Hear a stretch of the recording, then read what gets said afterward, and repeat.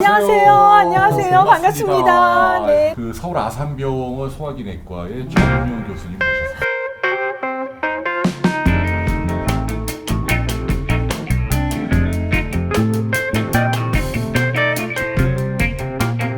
우리나라, 일본, 중국 북쪽 지방 예. 그 3개 국가가 이렇게 면접하고 있는 요 동북아시아 지역은 헬리코박터가 독한 놈들이에요. 이스트 아시아 타입이라 그래요. 그리고 좀 약한 놈을 웨스턴 타입이라 그래요.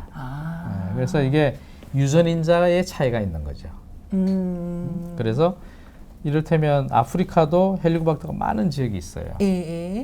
인도도 인디아 또 많아요. 근데 위암은 굉장히 적어요. 웨스턴 타입이구나. 거의 안 생겨요. 그 얘기는 이 타입에 따라서 암을 발생을 시키는 정도가 다르다는 거죠. 근데 우리나라에 있는 헬리코박터는 대부분 이놈이죠.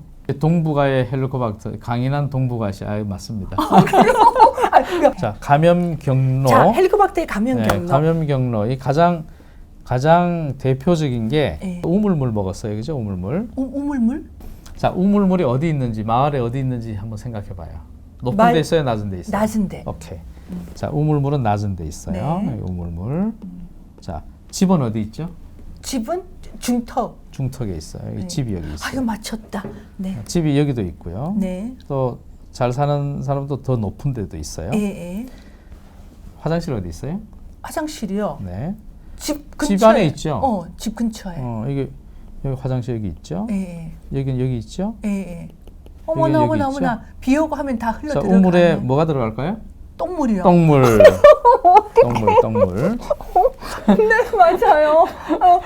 비 오면 흘러 들어가요. 뭐 맞아요. 어떻게 스며 들어가서. 그래서 옛날 우리나라 그 마을 구조가 다 이렇게 생겼어요.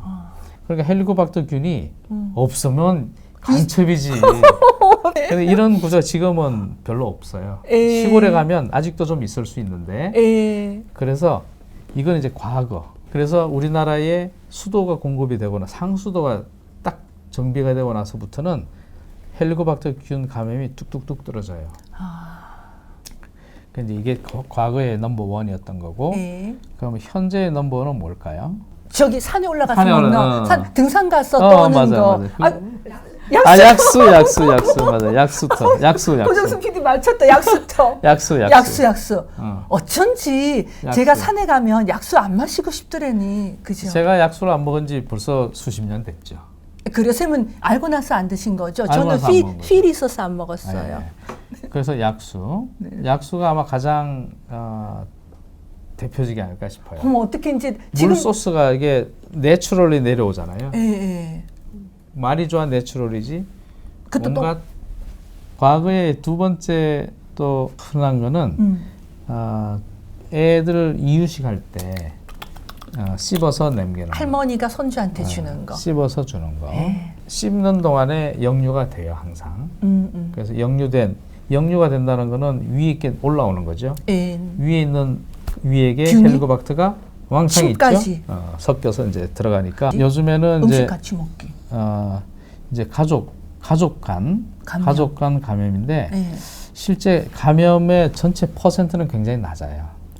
낮은 퍼센트다. 그리고 술잔 돌리는 것만 가지고 전염되지는 않습니다. 그래요? 네. 술잔은 정말 괜찮아요? 네.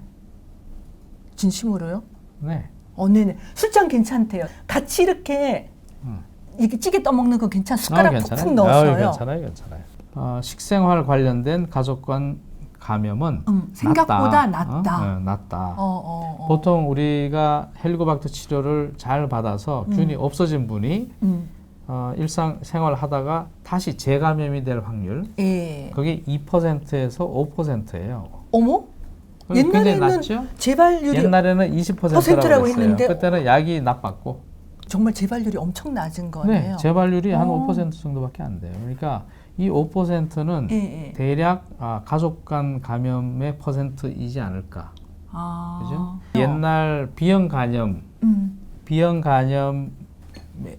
때 했던 거를 여기다 적용을 해버린 거예요, 그냥. 비형 간염은 그래도 조금 더 잘 옛날에 전염력이 강하다고 생각했거든요. 그래서 이제 뭐 다 그릇도 각자 그릇 쓰고 막 그랬었어요, 옛날에. 그죠? 저희 때는 아예 그게 뭐 면도기 네. 뭐 이런 거 다 면도기는 위험하죠. 아, 그러니까 예. 어쨌든 그릇까지 자기 그릇 사용하고 그랬었거든요. 예. 그래서 이제 비형 간염이 유병률이 뚝 떨어지고 난 다음에는 예. 아무도 그런 얘기 안 하잖아요. 예. 근데 헬리코박터가 딱 이제 점점 이슈가 됐을 때 오픈이 되니까 그때로 돌아간 거예요. 근데 그거는 논리적으로는 맞지 않는 거죠. 어쨌든 중요한 거는 의학적으로 보면 항문 내서 구강, 입으로 항문에서 입으로 그게 가장 중요한 거예요. 부지불식 중에 예. 이 시나리오가 항상 있을 수 있어요. 없을 것 같죠. 우물물 먹는 거, 똥물 먹는 거. 없을 것 같지만 항상 있습니다. 성생활? 그거는 관계없어요. 네. 성생활, 키스도 관계없어요. 근데 이제 프렌치 키스 같은 경우는 한 2-30분 한다며, 그죠? 저는 안 해봐서 모르죠. 우리는 코리안이기 때문에 잘 모르는데 네. 근데 우리는 바쁘잖아요. 근데 프렌치 키스는 정말 시간이 뭐 20분, 30분 뭐 이렇게 되면 그는 아마 가능할 거예요. 그냥 직접 넣어주는 거죠.